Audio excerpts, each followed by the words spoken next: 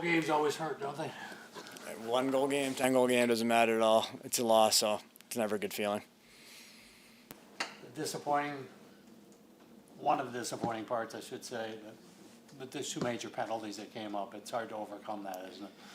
Yeah, but I mean, those are 2 things in a 60-minute game and a fast-paced game that there's a whole lot of things that happen in that. Obviously, those are the 2 that kind of stand out, but overrunning loose balls, not hitting your shots, missing passes, that's all part of it too. So you can't really pin it on just those 2 things. It obviously hurts being in the box, but those aren't the 2 penalties and the reasons why we lost tonight. Did something go specifically wrong after we went up 11-9, or just what happened from your vantage point that they got back in the game? I think, Josh had 2 huge goals there in the fourth quarter, and I definitely felt the momentum swing our way. And,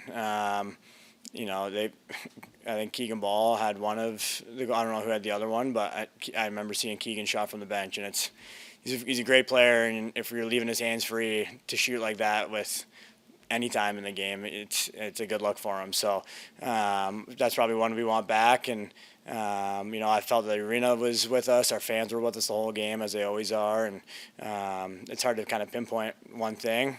Like I said, it's really easy to point the finger at the Dillon penalty, but that's not the sole issue there at all. And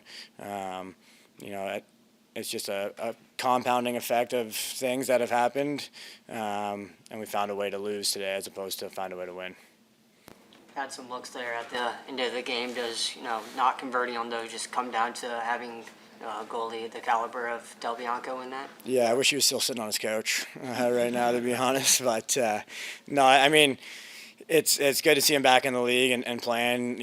A player of his caliber, you don't want situations like that happening. And kudos to Vancouver for being able to make that move and get him.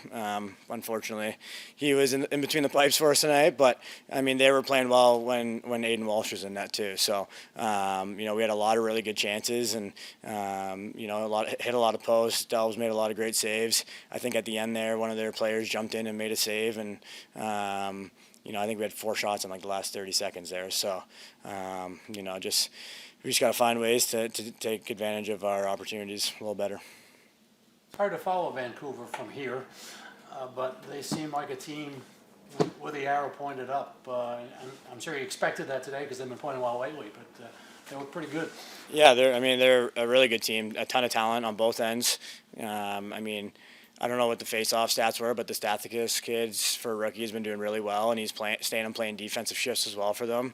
I mean, they're obviously coached very well. Kurt Milosky, I had him this summer with Team Canada. It was my first experience with him, and he's very smart coach, and they run a tight ship over there. They push transition really well. Their defense is suffocating and annoying. So they're a team that I don't know if they're necessarily on the rise. I think they're in the mix right now, and kudos to them. You started seeing things in the third quarter, started clicking for you. Did you see something different in Del Bianco than didn't see in the first half, maybe? Not necessarily. I had a couple shots in the first that, I thought I just missed. One sticks out to me in the second quarter going down the lane, and I tried to pull it short side high. And Dubs is a reactive kind of goalie. I just missed the net on that. I thought the shot I wanted, just missed it. And those other ones, it's just kind of in the moment. You kind of see what's available. And, I mean, the one was a pick and roll, and Josh made a great feed, and they slid. And I just kind of left it out there and kind of hope for the best. And, I think both my goals in the third quarter were the same kind of ones, whereas going down the lane and throwing a couple fakes. So just kind of being patient and also kind of getting lucky at the same time.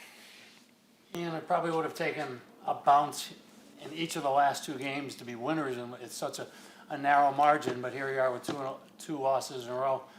I don't think worried is the right word, but it doesn't make you happy by any means. No, I mean, it doesn't matter. It could be one game or losing 10 games in a row. It sucks. The situation we're in right now, I think I saw a stat at the beginning before the game, and JT mentioned it. We're like 7-0 to start the year, and I think we're now 4-4 or something like that. So obviously not where we want to be, especially going into the playoffs. But the good thing about that is we got 3 games going in, and we know we're in a playoff spot, and now it's trying to just seed and get the best position we can so we can hopefully play in front of sold out crowds more, and our fans are always our backbone, and but we got to kind of take a look in the mirror here, and hopefully we can regroup and have a better showing in Colorado.